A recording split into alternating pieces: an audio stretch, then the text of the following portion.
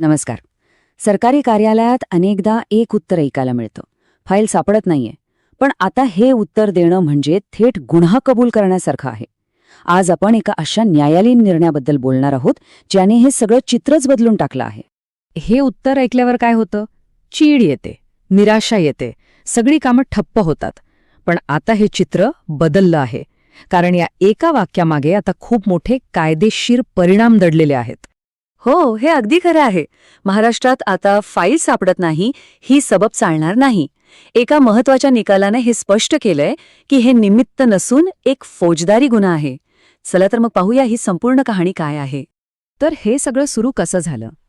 याची सुरुवात होते विवेक कुलकर्णी नावाच्या एका सामान्य नागरिकाच्या लघ्यापासून, ज्यांनी फाईल सापडत नाही या प्रशासकीय भिंतीलाच आव्हान दिलं. बघा, 2008 साली विवेक कुलकर्णींनी माहिती मागवली आणि त्यांना तेच ठरलेलं उत्तर मिळालं, फाईल उपलब्ध नाही. पण ते थांबले नाहीत.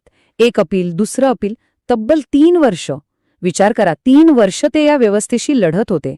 यावरूनच कळतं की फाईल गहाळ होणं हे उत्तर अनेकदा सत्य लपवण्यासाठी वापरलं जाणारं एक सोपं हत्यार बनलं होतं.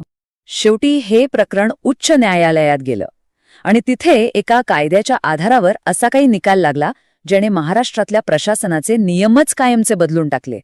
हा कायदा आहे महाराष्ट्र सार्वजनिक अभिलेख अधिनियम 2005. सोप्या भाषेत सांगायचं तर कोणतीही सरकारी फाईल ही कुणा अधिकाऱ्याची खासगी मालमत्ता नाही. ती जनतेची मालमत्ता आहे, सार्वजनिक मालमत्ता, आणि तिचं रक्षण करणं ही सरकारची जबाबदारी आहे. आणि याच कायद्याचं कलम 8 हे अगदी स्पष्ट आहे. ते सांगतं की कोणतीही सरकारी फाईल म्हणजे पब्लिक रेकॉर्ड तुम्ही जाणून बुजून नष्ट करू शकत नाही, तिची विल्हेवाट लावू शकत नाही किंवा ती गहाळ होऊ देऊ शकत नाही. हे बेकायदेशीर आहे. आणि मग येतो खरा गेम चेंजर, कलम 9. यानुसार जर कोणी कलम 8 मोडलं म्हणजे फाईल गहाळ केली किंवा नष्ट केली तर तो थेट फौजदारी गुन्हा ठरतो आणि शिक्षा तब्बल 5 वर्षांपर्यंत तुरुंगवास, दंड किंवा दोन्ही. म्हणजे बघा, ही काही साधीसुधी दिरंगाई नाहीये, हा सरळ सरळ गुन्हा आहे. त्यामुळे विवेक कुलकर्णींच्या केसमध्ये हायकोर्टाने जो निकाल दिला त्यानंतर फाईल गहाळ होण्याच्या प्रकरणांना सामोरं जाण्याचे नियमच पूर्णपणे बदलून गेले. हा फरक बघा किती मोठा आहे. आधी फाईल गहाळ ही एक साधी सबब होती, आता तो एक गुन्हा आहे. आधी अधिकारी स्वतःच शोधण्याचं नाटक करायचे, आता त्यांना पोलिसांत FIR करणं बंधनकारक आहे. म्हणजेच आता सत्ता नागरिकांच्या हातात आली आहे. हे न्यायालयाचेच शब्द आहेत आणि हे एका आदेशासारखे आहेत.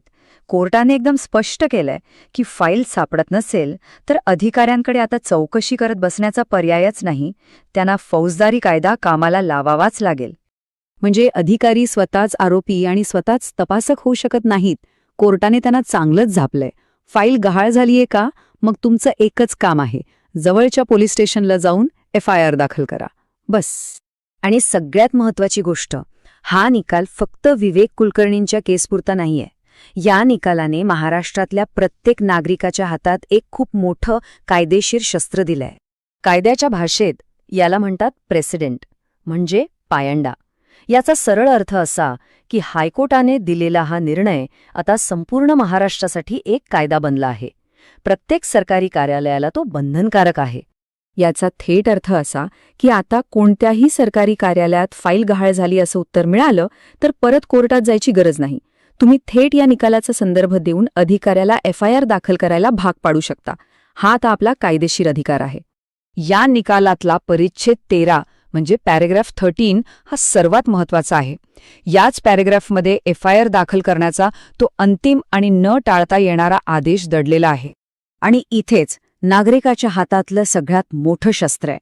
जर एखादा अधिकारी या निकालानंतरही FIR दाखल करायला नकार देत असेल तर तो फक्त आपलं काम टाळत नाहीये, तो थेट हायकोर्टाच्या आदेशाचा अपमान करतोय, ज्याला कंटेम्प्ट ऑफ कोर्ट म्हणतात. आणि हे खूप गंभीर कायदेशीर बाब आहे. पण एक प्रश्न उरतोच, या फाईली गहाळ का होतात? यामागे फक्त निष्काळजीपणा असतो की काहीतरी लपवण्याचा हेतू? बरं, कोर्टाने यावरही आपलं मत नोंदवलंय. कोर्टाने स्वतः चिंता व्यक्त केली आहे की अनेकदा हितसंबंधी लोक मुद्दाम फाईल्स गायब करतात. का? कारण त्या फाईलमध्ये मोठमोठ्या घोटाळ्यांचे पुरावे दडलेले असू शकतात. बँक घोटाळा असेल, सरकारी पैशांचा गैरवापर असेल किंवा कुलकर्णींच्या केसप्रमाणे जमिनीचे बेकायदेशीर व्यवहार असतील. म्हणजे फाईल गहाळ करणं हे भ्रष्टाचार लपवण्याचं एक सोपं साधन बनलं होतं. थोडक्यात काय तर ह्या निकालाने सामान्य नागरिकाला माहिती मिळवण्यासाठी एक ढाल दिली आहे आणि भ्रष्टाचाराविरोधात लढण्यासाठी एक तलवार.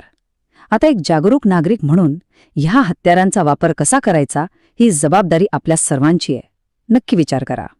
या सुंदर आत्मिक प्रवासात माझ्यासोबत केल्याबद्दल तुमचे खूप खूप धन्यवाद. आणि हे ज्ञान आपल्यापर्यंत पोहोचवणाऱ्या ग्रीन रुद्राक्ष चॅरिटेबल ट्रस्टचे पुन्हा एकदा मनपूर्वक आभार. तुमचा दिवस शुभ असो.